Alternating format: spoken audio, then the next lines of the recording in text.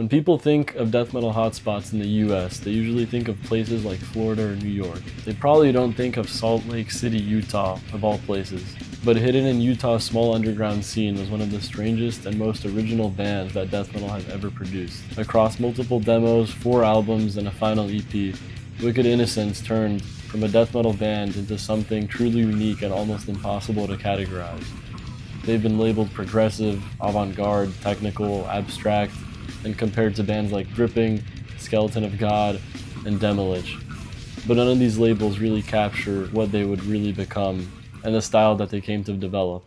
Today we're looking at the story of Wicked Innocence. Welcome back to the channel, guys. Today we're going to be taking a look into another strange and interesting band, Wicked Innocence from Salt Lake City, Utah. A band that I also feel is super underrated and many more people should definitely hear and pay attention to. They're super cool and very, very strange. So they first formed under the name Leviathan from 1987 to 88, after which became Wicked Innocence. And of course, they're from the underground scene in Salt Lake City, which is pretty isolated kind of place, kind of cut off from the other major scenes in the US. And even in old interviews and zines, they described that they had a lot more kind of support or connection to other scenes like the one in Denver, with bands like Skeleton of God being kind of their peer bands.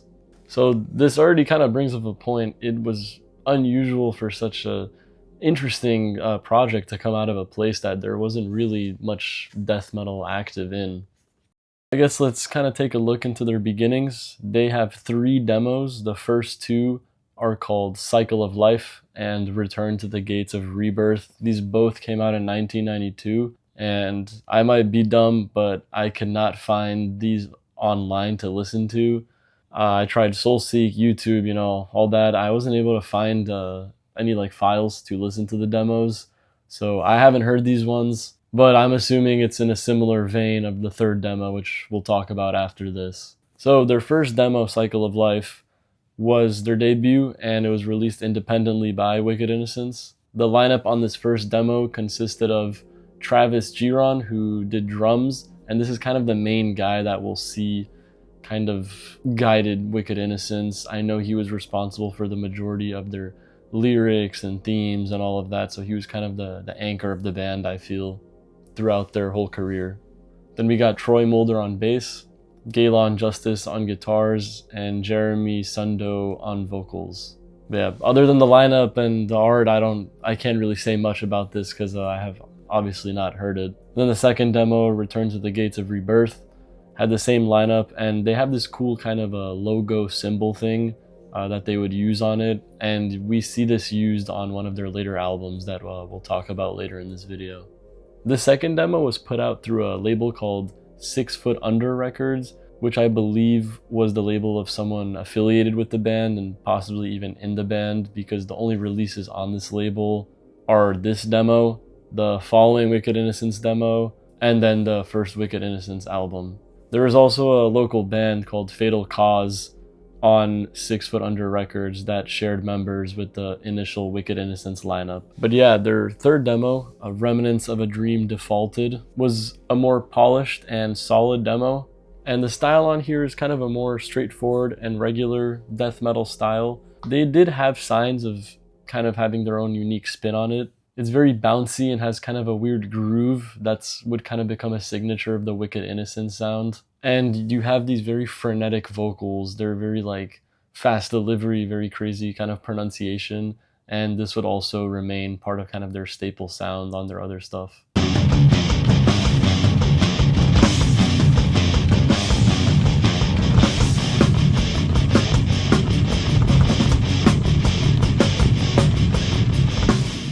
But this demo era is kind of just the seeds being laid of what was to come later on, which we will get to shortly. And there would be a lineup change on this demo.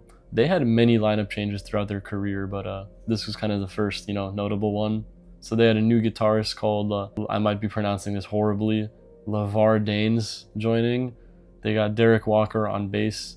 And then the artwork for the demo was made by a man named Lauren Cook, who would actually soon become their vocalist. So I guess let's move on to their first record, Anthropological Infestation.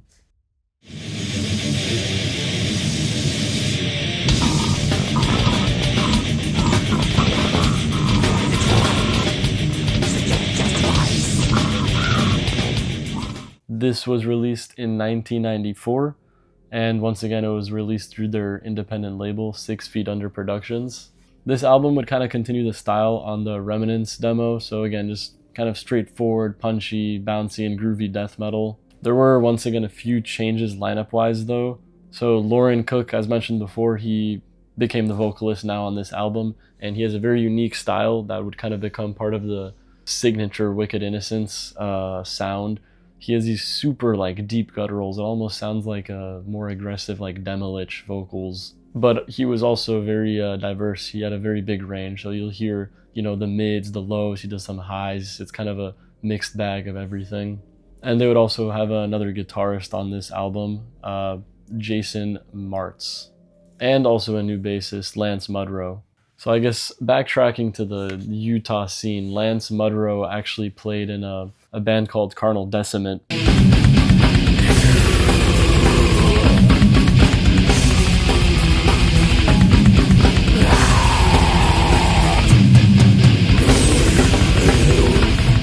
They're a pretty sick band, and they only released one demo. They were put out by this label called Sutek Productions, which was a subdivision of Salt Lake City-based Slaughterhouse Records, and that label is actually still active today. So when it came to the Utah, Salt Lake City kind of scene, Slaughterhouse and Sutek Productions put out a couple other actually really cool bands from this area, including Catharsis,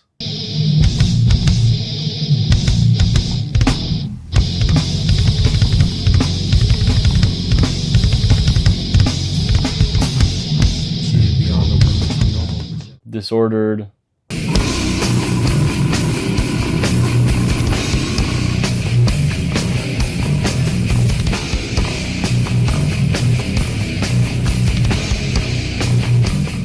and also Malignant Inception.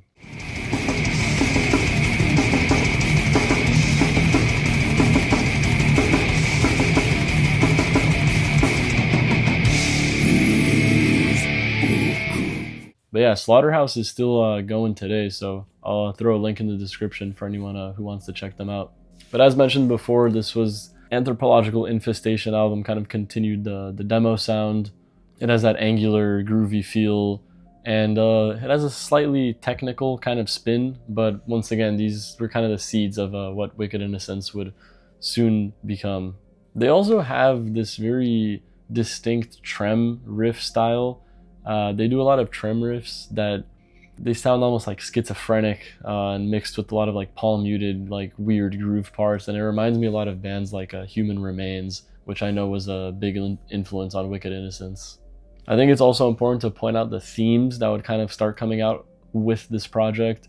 We're going to talk a lot about this for the next album, but you could already kind of see the more abstract, like philosophical kind of vibe that they had going on with song names like An Opinionated State of Mind, Inner Cerebral Exploration, and Evolved from the Earth. So now we get to one of the most unique, interesting, and abstract records in all of death metal, and what I consider to be their masterwork, and it's the fan favorite album, Omnipotence.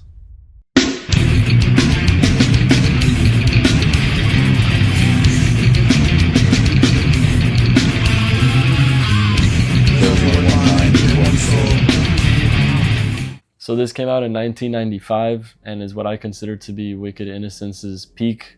It's their crowning work.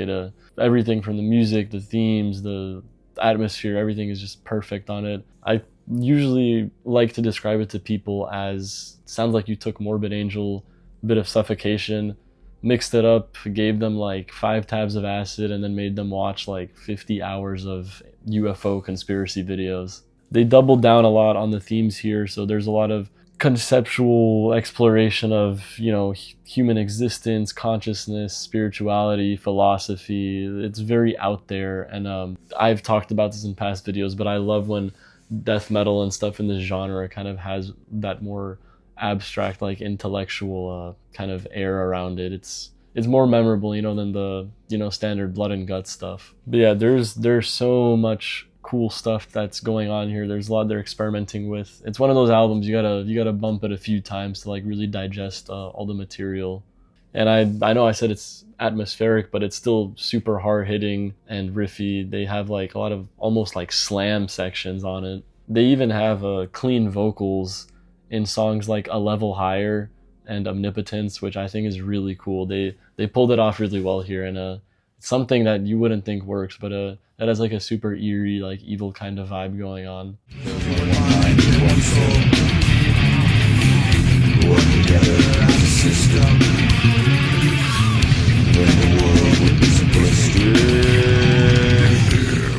They also experiment with clean guitars too in tracks like Lines, and it works very well for the atmosphere.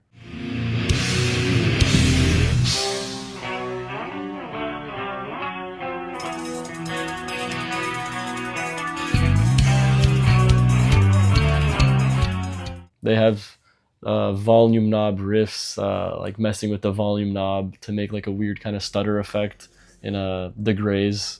They have to have taken this from Human Remains. Like, there's no way. I've not really heard any other bands do it like that. And then even stuff like tribal drums in Return to the Gates of Rebirth. I could keep going on, but you gotta listen to it for yourself. It's a really incredible release, and there's so many layers to it.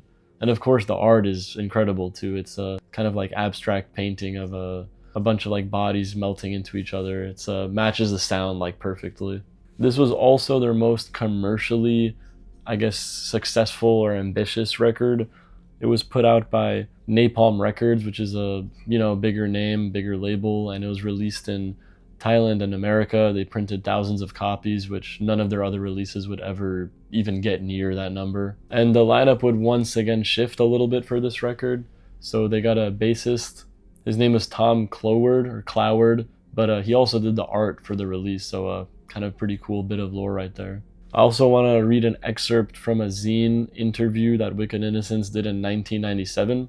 The drummer Travis Giron was the one conducting the interview, or I guess answering it, and he kind of shares some insight on the themes and his beliefs, but I'm going to read off it verbatim, so here we go. The lyrics I write are based on life. Life is to live, to experience, to undergo the boundaries of our existence. No one can tell me why we are here and for what reasons are we here.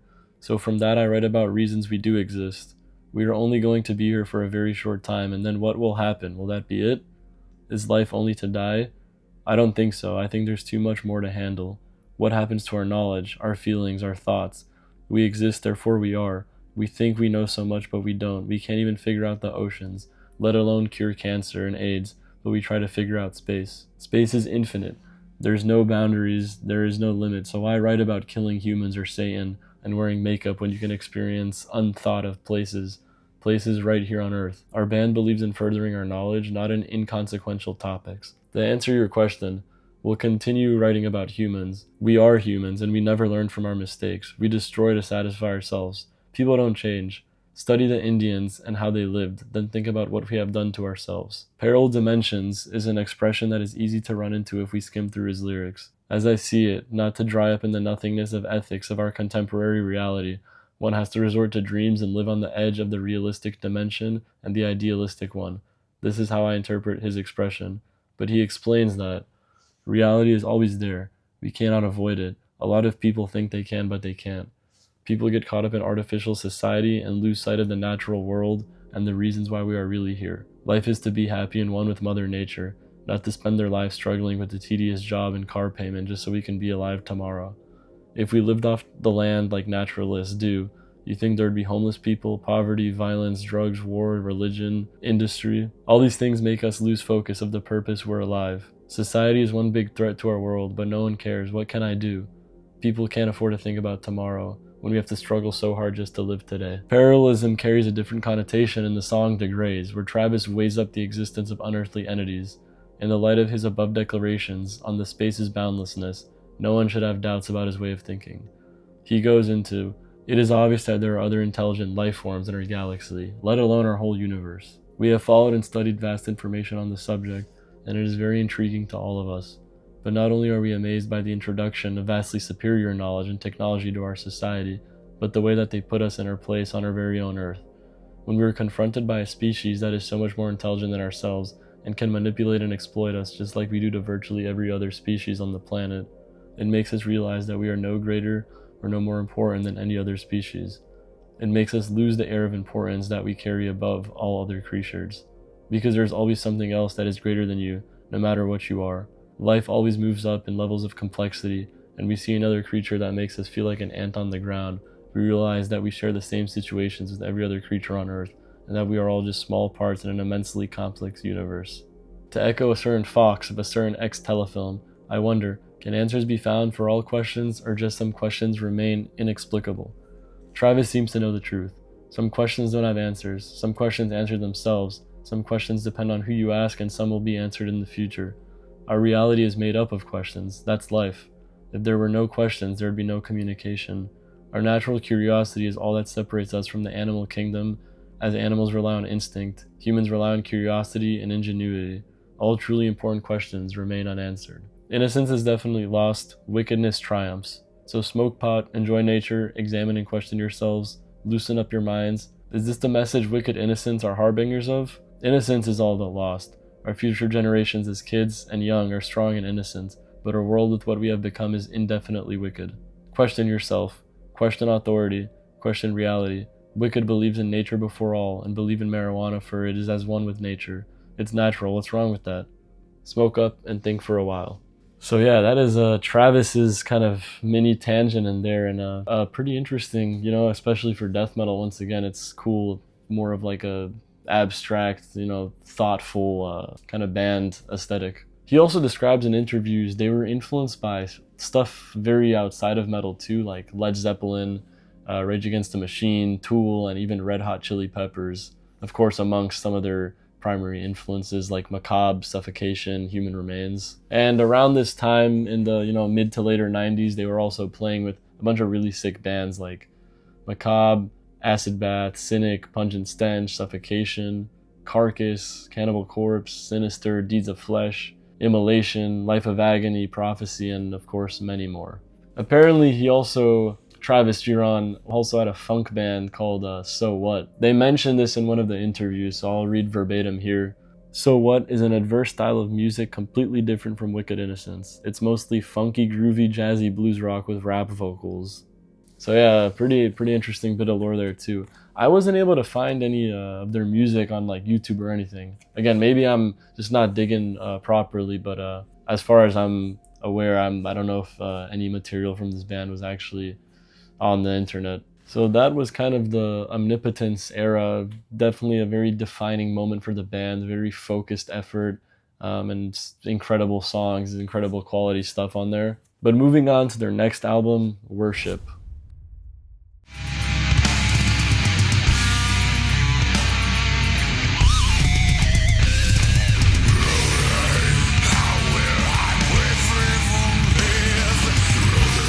There would be a 4-year gap between Omnipotence and Worship, as this one was released in 1999. And it was initially supposed to be released by Napalm Records, the same people who put out Omnipotence, in 1997, but was delayed and was actually put out by this smaller Italian label called Head Effer Records in 1999. Worship would kind of be the conceptual continuation of Omnipotence. Between the themes and the style, it's kind of like the part 2 of Omnipotence in a way.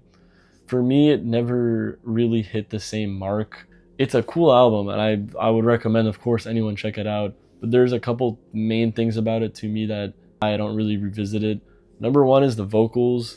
I mentioned before they do the cleans on some songs in Omnipotence, but they took it to like the next level on this one. There is a lot of like clean singing, and it's an even more kind of weird way. It's very like alternative rock sounding, almost like Alice in Chains or something. And for me, it doesn't work the best here. It's definitely very cool and very interesting, and I admire like their experimentation, because you never hear this. You never like hear stuff like this. But it just missed the mark a little bit. And the songs here are a little more kind of like a sludgier tempo or pace, I noticed. So it drags sometimes for me, and I guess it just didn't hook me in the way that Omnipotence did. But it's still a very cool record, and once again, I would recommend anyone to check it. The lineup on Worship would also condense to a 4-piece, with guitarist Jason handling bass as well. And also I want to talk about the art. It's pretty interesting. Again, it's very kind of abstract. This one's more like 3D CGI looking. And there's an excerpt from this online interview I found that might describe kind of what it's showing. So I'm gonna read this one verbatim too. So again, this is from the drummer Travis, and he mentions in response to a question about the depth and intelligence of their lyrics and why they chose to have the aesthetic and thematic direction they do. And Travis said, "The mountains in Utah are just beautiful. We really take pride in what nature has given us. We're very into the environment, so the lyrics have always been inspired by the beauty of these things. When you get sick of society here, you can just leave, and in 15 minutes you're away from everything. I've always been into that, and when I first started writing lyrics, I was thinking, do I want to write about stuff I don't believe in? Do I want to write about butchering someone? Or do I want to write about axe murder, you know? It wasn't me, so I decided to stay away from that stuff and heighten people's awareness. That's what our band's about." Because, yeah, I mean, the art shows kind of like a city and then mountains with that weird abstract thing in the middle, so kind of matches to that. Moving on now to their fourth album and also final album to this day, Opium Empire.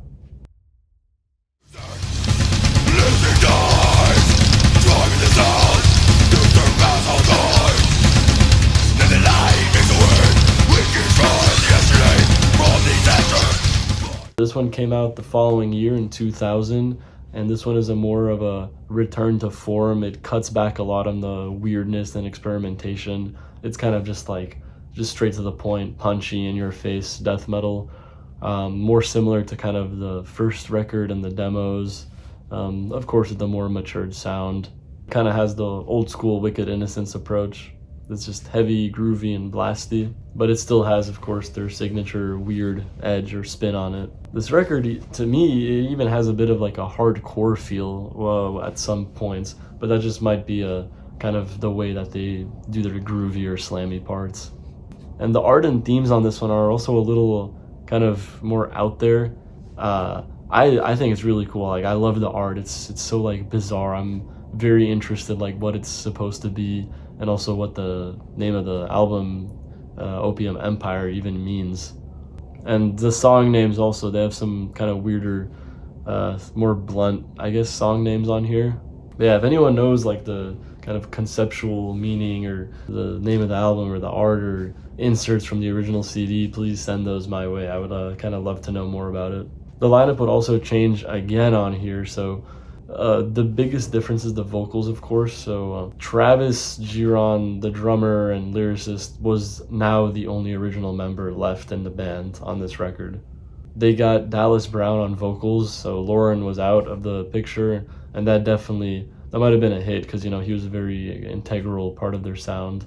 Brian Weir on guitar and Dave Reeves on bass. So Dave, the bassist, and Dallas, the vocalist, were actually playing in a band that was kind of peers with Wicked Innocence, or a band called Undertaker.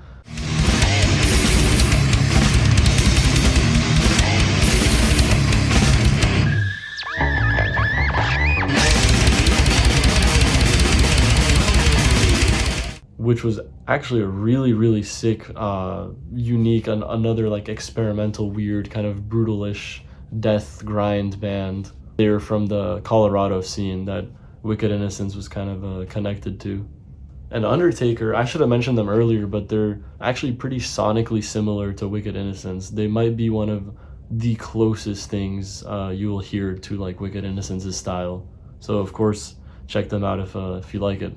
Opium Empire was also released by SIS Records, which is kind of like a smaller, random, just Utah-based label. Moving forward, there would be one more release after Opium Empire, and that was a self-released EP in 2001 called Prayer for Those Who Are Prey.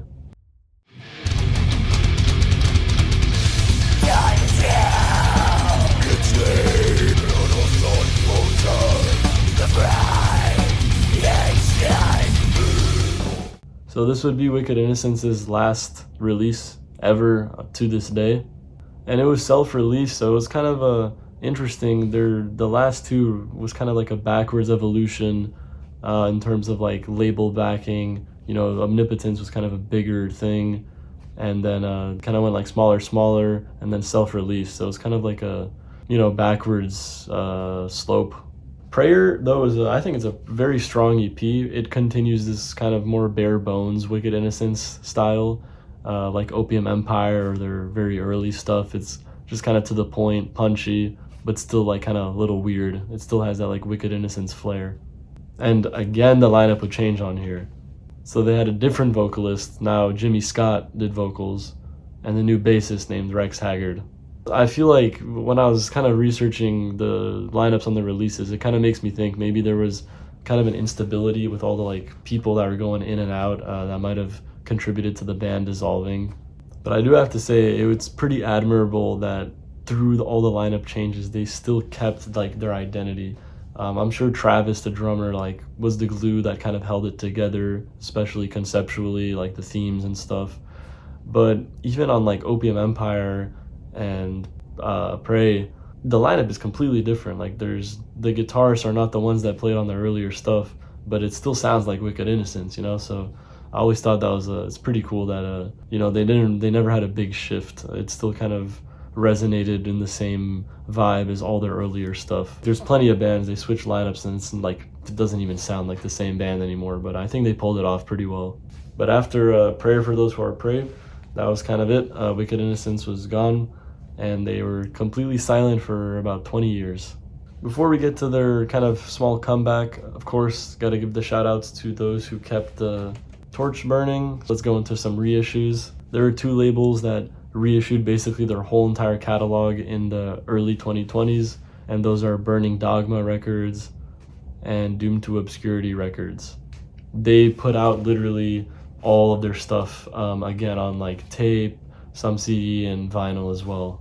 But yeah, in 2021 they kind of had a mini reunion. They returned on social media, so they have like a Facebook and Instagram that they made, and they played this reunion show. Granted, it was like a pretty random show, just like a very locally feeling thing. They never played any like bigger stuff or fests, which I personally think they deserve to. But that was about it. I mean, it's been completely inactive. They just played that little show, and there seems to be no activity other than that small comeback push with like the reissues and whatnot. But technically they're active, if that makes any sense. I really wish they printed more like merch on the comeback.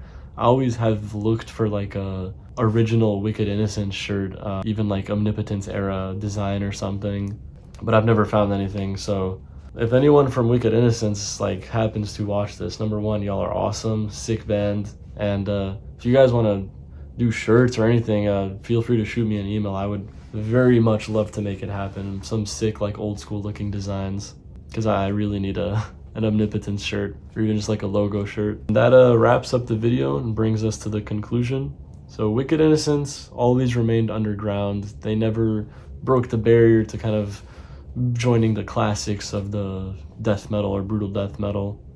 But I think they achieved something more impressive and more unique than many of the bands that are praised. They really carved out their own distinct sound and experimented more than most people would ever have the balls to, and they pulled it off very well. They made a sound that's very difficult to compare to anyone else. It's their own thing, they own that. There's only one Wicked Innocence. And yeah, they followed their path, and decades later it is why they are remembered and their legacy remains in the underground. It's their uniqueness that always has stood out. And that's the story of Wicked Innocence, give or take. Again, I know people are going to come in the comments with like a bunch of extra lore and stuff, and I probably left out a couple things too, but again, if anyone has insight, feel free to drop it. It's always sick reading comments of people that have like the extra lore and whatnot. And of course, thank you guys for watching. Make sure to subscribe to Crow's Nest Media if you want to see more on underground metal retrospectives, mini documentaries, lists, all that kind of stuff. Feel free to follow the Instagram, Crow's Nest Records. This is my label, kind of goes hand in hand with the channel. This is where everything is kind of announced pertaining to this channel or the label, so it's where I'm most active. And I guess a question for you guys, make sure to drop in the comments, what is the coolest, weirdest death metal band that you guys know? Yeah, thanks again, and I will see you guys in the next video.